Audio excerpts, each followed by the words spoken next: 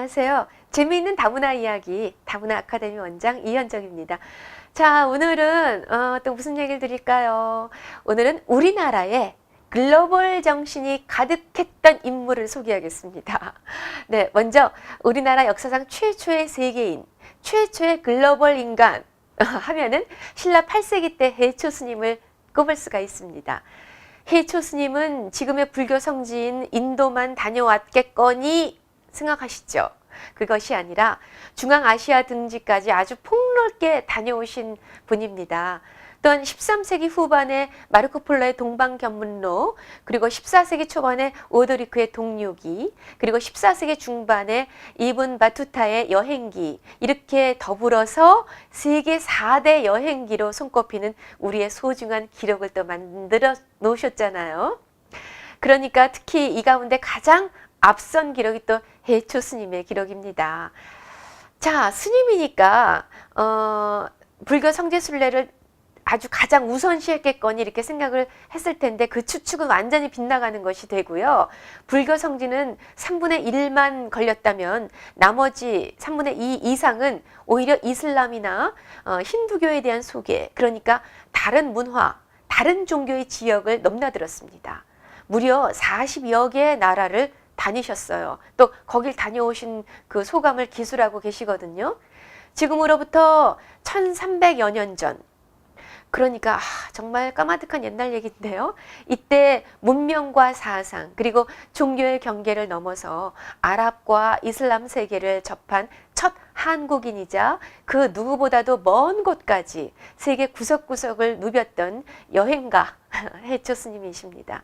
그 옛날 8세기에 죽음을 담보로 떠나는 이 천축국 여행은 감히 생각하기 정말 상상도 못했던 그런 일이었을 거예요. 해초 스님은 세상의 중심이라는 틀에서 벗어나 경계를 허무는 그것이 세상이라고 하면서 문화에 대한 편견이나 거부감 등이 아니라 모든 것을 포용하고 이해하려고 소개한 이런 진정한 세계인이었습니다. 자, 그 다음에 인물로는 9세기의 장보고를 들 수가 있겠죠. 예로부터 바다를 지배하는 자 세계를 정복했노라, 이런 얘기가 다 동서영작으로 다 있는 건데요. 바다를 장악하고 세계 질서를 주도한 사람, 장보고 선단의 힘이 아닐까 싶습니다.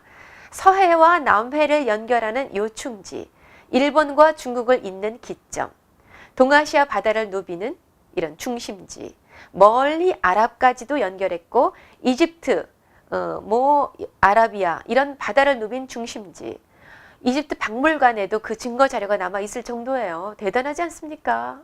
신라의 왕성한 무역과 외국과의 교류로 거대 부를 창출했고 일본뿐만 아니라 중국의 경제적 부도 만든 셈이 됐어요. 각 대륙의 문화와 문물을 소개하고 서로 발전하는 계기를 마련해주고 또 서로 상생하고 살아가는 모습을 거대하게 보여줬습니다. 라이샤오 전 주 1대사는 장보고에 대해서 그는 동아시아 역사상 아주 특이한 인물로 상인의 왕자다, 이렇게 불릴 정도로 정말 대단한 분이다 라고 그런 칭했고요. 또 한중일 간의 광범위한 무역을 하면서 그 당시에 대부분 그 무역을 한국이 정말 지배했죠. 장보고 때문에. 그는 부유해지고 권력을 갖게 되었고 중국에 있는 많은 사람들을 거느렸습니다. 그리고 통제했고요. 그런 면에서 중국이 그를 미워하는 것이 아니라 중국이나 일본에서는 그를 신으로 신격화해서 아예 신으로 모시고 있고 사당도 지금도 있습니다. 국제무역 통상이나 국제 외교 등의 역할을 한 탁월한 존재였습니다. 심지어는 통일신라 42대 임금 흥덕대왕은 장보고를 청해진 대사로 임명을 한 장본인이었는데요. 장보고를 무역지 인간이라고 표현을 했습니다. 이 무역이란 말을 그 당시에 쓴 걸 보면 장보고의 민첩성과 기동성을 아주 모르게 가깝게 살갑게 느낄 수가 있는데, 국가 발전에서 무역이야말로 인간 생활에서 가장 중요한 것이다, 이렇게 느낀 게 아닐까 싶어요. 쇠퇴해져가는 신라를 다시 일으켜야 한다고 생각한 왕은 무역으로 되살리고자 한 겁니다. 바로 장보고의 헤드쿼터임이 밝혀진 것이죠.